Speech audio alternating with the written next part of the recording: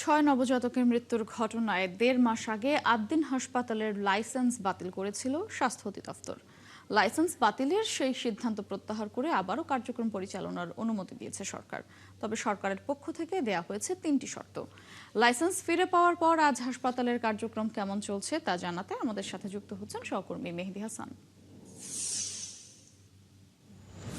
মেহেদী, হাসপাতালের আজকের কার্যক্রম কেমন দেখছেন? কি বলছে হাসপাতাল কর্তৃপক্ষ?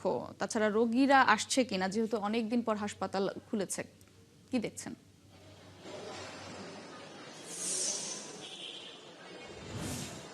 আপনি জানেন, গতকাল বিকেলে যখন ঘোষণা এলো যে ৮ দিন হাসপাতালের লাইসেন্স পুনর্বহাল হয়েছে, তখন থেকেই কিন্তু এই হাসপাতাল কর্তৃপক্ষ পুনরায় গুছানো শুরু করে এবং তাদের যে প্রস্তুতি চালু হবার সেটা শুরু করে। তো তাদের গতকালকের ঘোষণা অনুযায়ী আজকে আপনি দেখতে পাচ্ছেন যে হাসপাতাল চত্বরে রুগীদের ভিড় আমরা দেখতে পাচ্ছি এবং এখানে রুগীরা এসছেন, এখানে তারা টিকিট কাটছেন, ডাক্তার দেখাচ্ছেন এবং এখানে যে অন্তবিভাগ এবং পাশাপাশি ভর্তি সেটারও তারা কিছু ব্যবস্থা তারা চালু করেছে।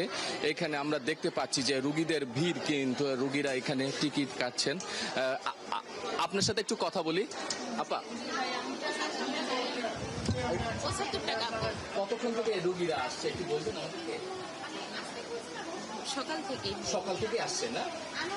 আমি সকাল ডিউটি থেকে এসে এখানে আপনি দেখতে পাচ্ছেন যে রুগীরা এখানে এসছে এবং তাদের যে কর্তৃপক্ষ, সে কর্তৃপক্ষ দাবি করছে যে তারা এবার যে আগের যে ত্রুটিগুলো ছিল, ত্রুটি বিচ্যুতি এবং অন্যান্য যে ইস্যুগুলো ছিল, তারা সেগুলো পুরোপুরি শুধরিয়ে ফেলেছে এবং সেখানে যে স্বাস্থ্য মন্ত্রণালয়ের যে প্রধান যে শর্ত, যে পর্যাপ্ত ডাক্তার এবং নার্স নিয়োগের মাধ্যমে তারা করলে বা তাদের যে আগে যে সমস্যা সেটা যদি সমাধানের দৃশ্যমান হয়, তাহলে তারা আর পুনরায় কোনো দাবি করবে না বা করবে না। কিন্তু তারা বলেছে যে যদি এর ব্যত্যয় হয় তাহলে কিন্তু তারা পুনরায় আইনানুগ ব্যবস্থা নেবে, এমনটাই স্বাস্থ্য মন্ত্রণালয়ের পক্ষ থেকে বলা হয়েছে।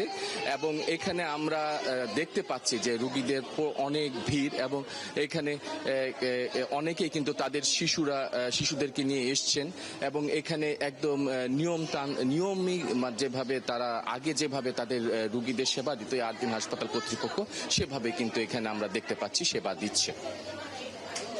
মেহেদী, আপনি থাকবেন, খোঁজ খবর রাখবেন, আমরা পরবর্তীতে আবারও যুক্ত হব আপনার সঙ্গে। দর্শক, ৮ দিন হাসপাতালের খবর জানাচ্ছিলেন সহকর্মী মেহেদী হাসান।